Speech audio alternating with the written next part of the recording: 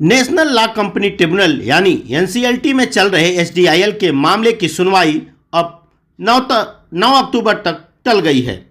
सुनवाई को लेकर याचिकाकर्ता के वकील निपुण गौतम ने कहा कि एसडीआईएल मामले की सीआईआरपी गैरकानूनी ढंग से चल रही है।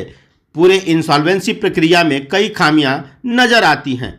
कमेटी और क्रेडिटर्स प्रोजेक्ट्स वाइज होनी चाहिए थी। आरपी ने कोर्ट के पास जो रेजुलेशन प्लान भेजा था उसे क्लैरिफिकेशन के लिए वापस कर दिया गया है। कोर्ट ने आरपी के किसी भी रेजुलेशन प्लान को अब तक मंजूरी नहीं दी है।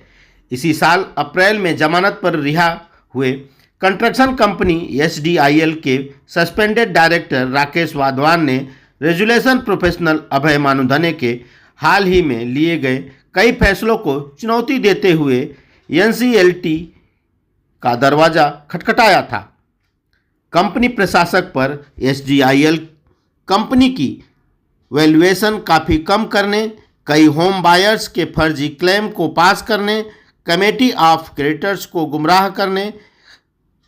गुमराह कर याचिकाकर्ता की बकाया देनदारी को बढ़ाने समेत कई अन्य गड़बड़ियों और अनियमितताओं का गंभीर आरोप लगा है। एनसीएलटी सीट के सामने हमारी सुनवाई थी। मिस्टर वाधवन ने एक एप्लीकेशन फाइल किया है ऑब्जेक्शन की जो सीआईआरपी चल रही है एचडीआईएल मैटर की, वो सीआईआरपी गलत तरीके से against the law, against the rules and regulation of the insolvency and bankruptcy code के अगेंस्ट चल रही है। तो हमने एक एप्लीकेशन फाइल किया जो 1 अक्टूबर को लगा था।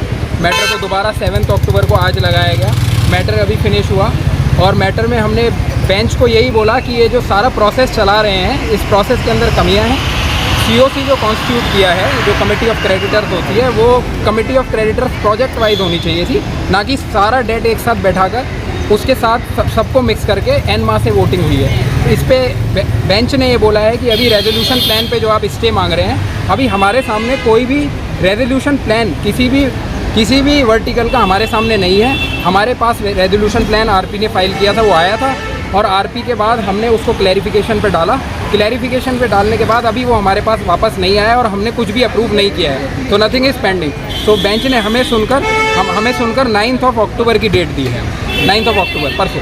सर, जज साहब ने माननीय कोर्ट ने क्या कहा इस संबंध में? अभी मैटर सब जुडिस है, हम ज़्यादा तो नहीं बता सकते मैटर के बारे में, बट हमने यही बोला बेंच को कि मिस्टर वाधवन के राइट्स अफेक्ट हुए हैं, दी क्रेडिटर्स के राइट ढंग से नहीं एड्रेस हुए हैं पूरे प्रोसेस के अंदर, और उसके बाद जो भी हमारे ग्रीवेंसेस थे वो नहीं आरपी ने लिए हैं, और सीओसी जो इसकी बनी हुई है वो भी गलत बनी हुई है। यही सब हमने बेंच को बोला है। तो bench was kind enough to list our matter on 9 October.